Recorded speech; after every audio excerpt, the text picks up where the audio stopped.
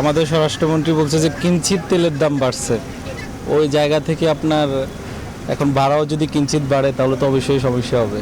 যখন তেলের রেট কমবে সাথে সাথে তাদের ভাড়াটা কম হয়। পরিবহন মালিকদের দাবির মুখে সরকার কিলোমিটার প্রতি ভাড়া 11 পয়সা বাড়ালেও এর বাস্তব প্রয়োগ নিয়ে দেখা দিয়েছে প্রশ্ন। সরকারি তদারকি এবং ভ্রাম্যমাণ আদালতের কঠোর হুঁশিয়ারির মাঝেই বিভিন্ন রুটে সরকার নির্ধারিত ভাড়ার চেয়ে কয়েকগুণ বেশি আদায়ের অভিযোগ তুলেছেন সাধারণ যাত্রীরা। বিশেষজ্ঞরা বলছেন, খুচরা পয়সার জটিলতা কেবল যাত্রী ভোগান্তি বাড়াবে না, বরং সড়কে অস্থিরতা তৈরি করে নিরাপত্তাকেও ঝুঁকির মুখে ফেলবে। মোহাম্মদ বাবলুর ক্যামেরায় বিস্তারিত আল মুহাইমিনুল খানের রিপোর্ট। নতুন বাস ভাড়া কার্যকরের প্রথম দিন রাজধানীর বাস টার্মিনাল আর মোড়গুলোতে সাধারণ মানুষের চোখে মুখে ছিল উৎকণ্ঠা। জ্বালানি তেলের দাম বৃদ্ধির পর বাড়তি বাস ভাড়া যাত্রীদের উপর বাড়তি চাপ সৃষ্টি করেছে।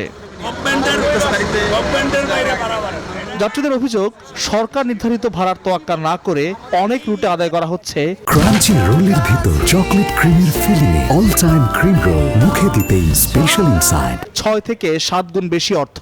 এক একজন এক এক রেট চাইতেছে, কেউ বলতেছে 200, কেউ বলতেছে 300, কোনো ঠিক ঠিকানা নাই। আগের বেলায় তো দিচ্ছে না, তেলের দাম বাড়ছে, ওই সময় তো আগের বেলায় দিচ্ছে না যাত্রীরা। প্রতি কিলো হিসেবে 11 পয়সা বাড়াইছে, সেই তুলনায় হয়তো 20 টাকা বা 21 টাকা এরকম বাড়ায় বা 19 টাকা এরকম আসে হিসেব করে 180 কিলো ধরে, কিন্তু ওনারা হচ্ছে জন প্রতি হচ্ছে 100 টাকা বাড়াই দিচ্ছে। বিশেষ করে খুচরা পয়সার হিসাব না থাকায় কিলোমিটার প্রতি 11 পয়সার এই বর্ধিত হারকে অবাস্তব বলে দাবি করছেন যাত্রীরা। আমাদের স্বরাষ্ট্রমন্ত্রী বলছে যে কিঞ্চিত তেলের দাম বাড়ছে, ওই জায়গা থেকে আপনার এখন ভাড়াও যদি কিঞ্চিত বাড়ে তাহলে তো অবশ্যই সমস্যা হবে। যখন তেলের রেট কমবে সাথে সাথে তাদের ভাড়াটা কম হয়। গতবার 114 টাকা ছিল, কিন্তু ভাড়া কমে নাই।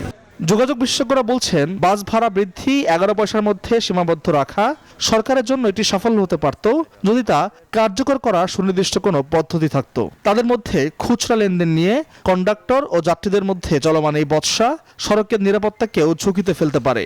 বাসগুলো যদি আধুনিকায়ন করা হয়, ইকোসিস্টেমের যদি পরিবর্তন আনা হয় এবং টিকিটিং সিস্টেমটা যদি আধুনিকায়ন করা হয়, আমার ধারণা যে আমাদের ব্যক্তিগত গাড়ি অনেক যাত্রী তখন গণপরিবহনে চলে যাবে। বাস রুট ফ্র্যাঞ্চাইজি যে দর্শনের কথা বলছে, যে ফিলোসফি আছে, এইটা বাস্তবায়ন করার জন্য যারা আসলে পরিবহন খাতের সাথে যুক্ত আছেন, যারা নেতৃত্ব দিচ্ছেন, যারা মালিক আছেন, তাদের সহযোগিতা কিন্তু একটা বড় বিষয়, কারণ এটা কোনো টেকনিক্যাল সমস্যা না।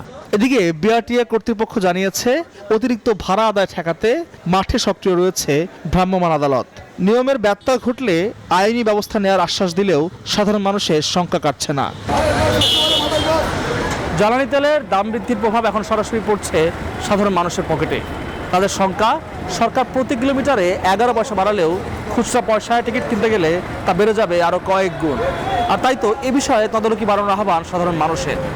আল মুহাইমিনুল খান, নিউজ 24, ঢাকা।